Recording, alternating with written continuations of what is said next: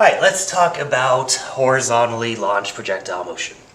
Now, first off, if we want to define a projectile is anything that once projected, propelled, thrown, kicked, etc., is solely under the influence of the force of gravity. So by definition, a projectile is in a state of free fall.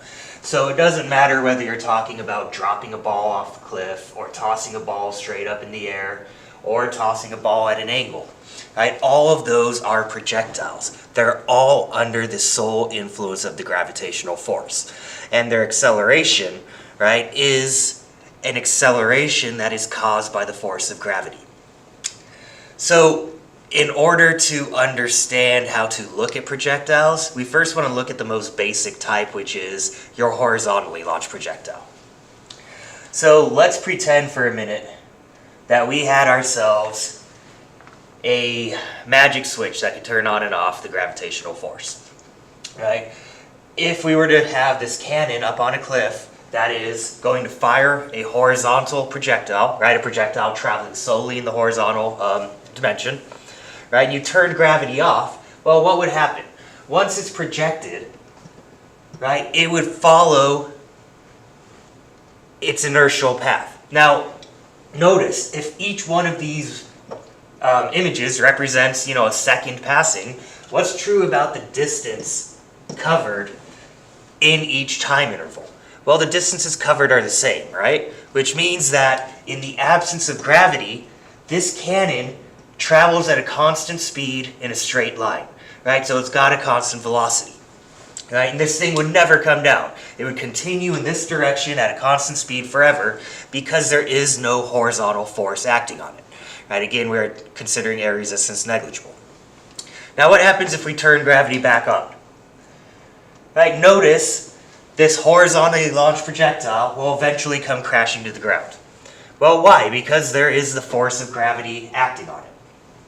Now, one thing to consider, though.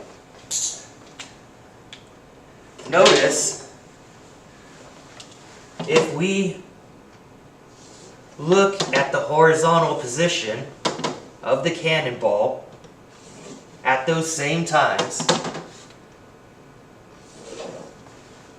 Alright, what can we say about it? Well, horizontally speaking,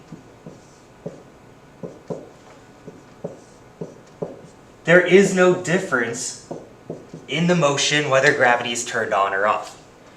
Right? So if we're only analyzing the horizontal motion of this cannonball fired off the cliff, there is no difference whether gravity is on or off if we're just analyzing the horizontal. Well, why is that? Well, think about your components. Having gravity on means that you have acceleration due to gravity on. Well, your horizontal component of velocity, we'll call it v sub x, is horizontal, right? And what dimension does your gravitational acceleration exist in? Well, vertical dimension, right? And as we talked before when we were talking about vector quantities, a vertical vector has no influence on a horizontal one.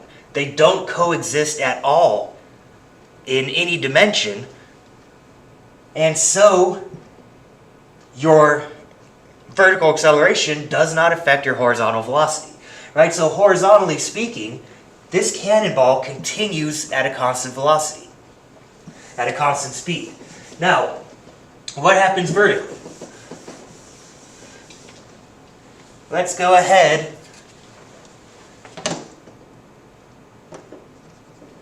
and plot our vertical position all in a line.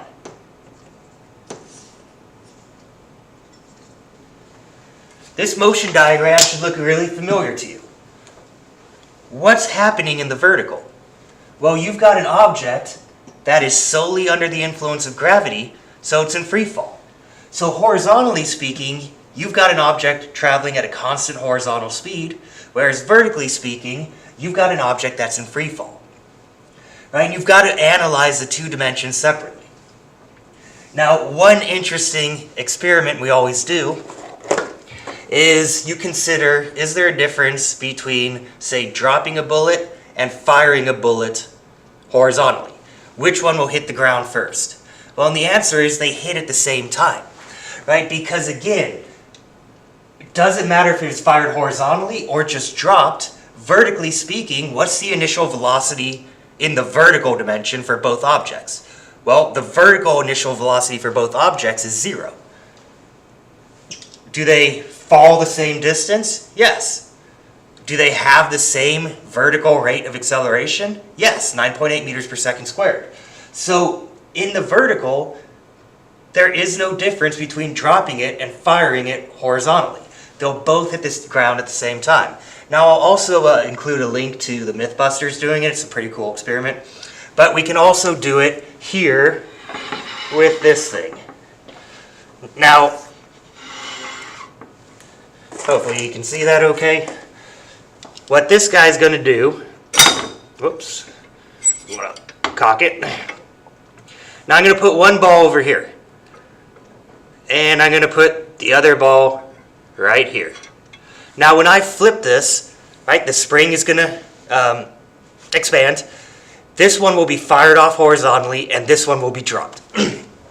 Now obviously you won't be able to see them hit the ground, not with this camera, but you can't really see it in person. So what I always tell the people in the in-person class to do is listen for it. You should hear one sound as they hit, right? So they should simultaneously hit the ground. So you just want to listen for it, and hopefully the audio is fine enough to where you can hear it.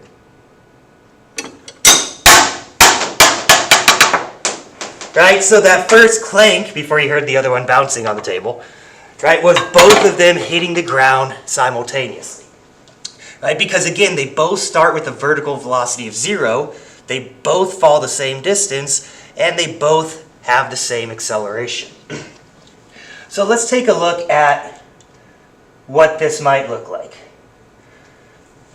Well, first off, let's go through what's happening in the horizontal and the vertical. Now, in the horizontal, you've got no forces present, therefore no acceleration, therefore your velocity is constant. Whereas in your vertical, you do have a force present, you've got gravity. You've got an acceleration that is due to the force of gravity, and so you have a speed that will be changing. So let's take a look at a concept question together before we get into the math. Let's say we got two balls. They're rolling towards the edge of a table with ball 2 rolling twice as fast as ball 1. Both balls leave the edge of the table at the same time. Which ball hits the ground first? Which ball goes further? So pause it, think about it, then resume. So both balls roll off the table. Right, if we were to sketch this out, ball 1 and ball 2 both roll off the table, right, horizontally. So they both have an initial vertical velocity of 0. They both fall the same vertical distance, and they're both under the same gravitational acceleration. Therefore, they've got to hit the ground at the same time. Now, which ball is going to go further? Well, if we look in the horizontal is at, or is in constant velocity, right? So v sub x is equal to x over t. Well, the time for both of them is the same, so whichever one is going faster in the horizontal is going to go further, right? So because ball 2 is rolling twice as fast, it will go further than ball 1. But they will both hit the ground at the same time because vertically speaking, their motion is identical.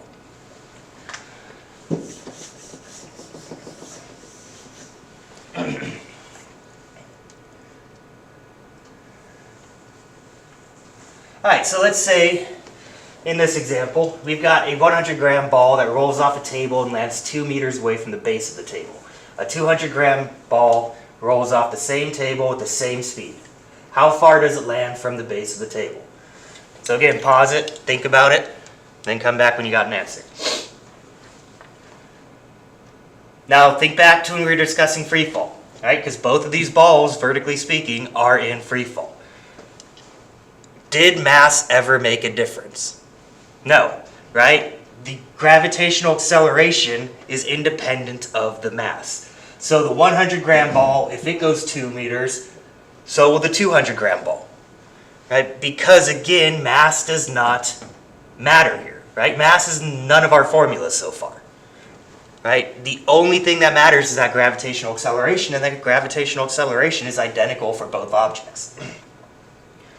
So let's go ahead and look at a mathematical example together. Let's go pull up a random one. Okay, let's say we've got someone who leaps from the edge of a cliff with a horizontal velocity of 3.3 meters per second. He hits the water 1.2 seconds later. We want to know how far out does he land and how high is the cliff. Alright, so let's sketch out our scenario. We've got a guy who leaps directly horizontally out.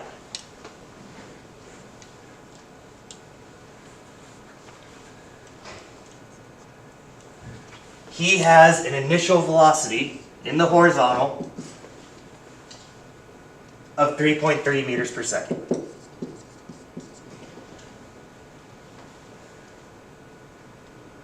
We want to know how high this cliff is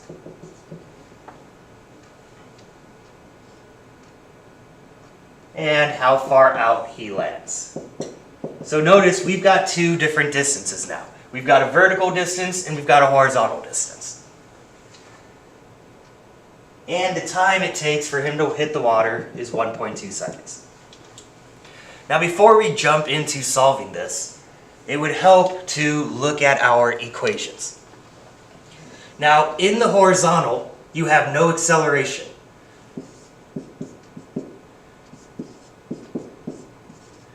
Right? So in the horizontal, you only have one equation.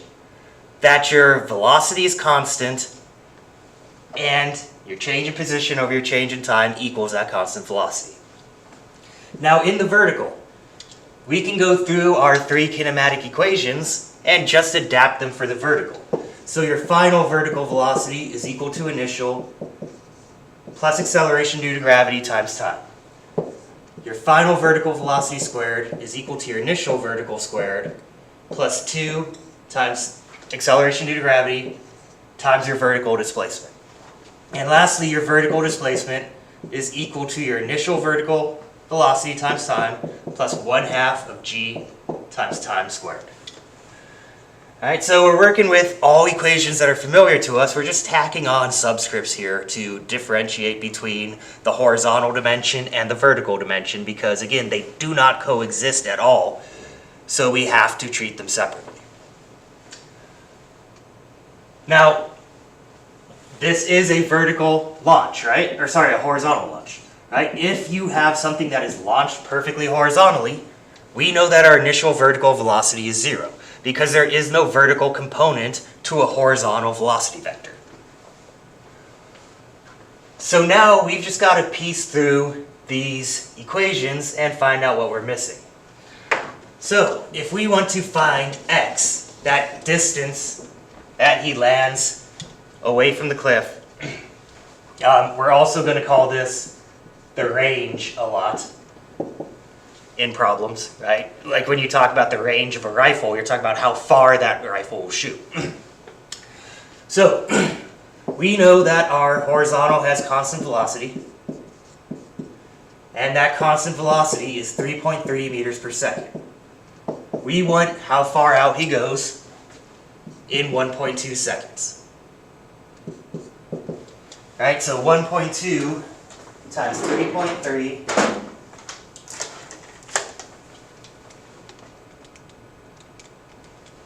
gives us a range of 3.96 meters. Alright, so we found how far out he goes. Next, let's look at the vertical, because if we want to find a vertical value, we can only be using vertical variables. Now notice the only variable that coexists in both dimensions is your time. Alright, so we got v naught y. We got y. We know the acceleration in the vertical is g. So we could use y equals v naught yt plus 1/2 gt squared, where our unknown height is equal to 1/2 of g, negative 9.8 meters per second squared, times 1.2 seconds squared. And so we get a vertical displacement of 1.2 squared times 9.8 divided by 2 of 7.1 meters. And it comes out negative because the displacement is a downward displacement. Alright, so really, we're still using the same three kinematic equations and the equation for constant speed. It's just we have to keep our dimensions separate, right? Vertical variables can only play with other vertical variables. Horizontal variables can only play with other horizontal variables. The only variable that crosses dimensions is time. So in the next video, I'll be showing you how to deal with projectiles if they are launched at an angle. The same general idea, it's just now we're adding in some more trig. So, see you next time.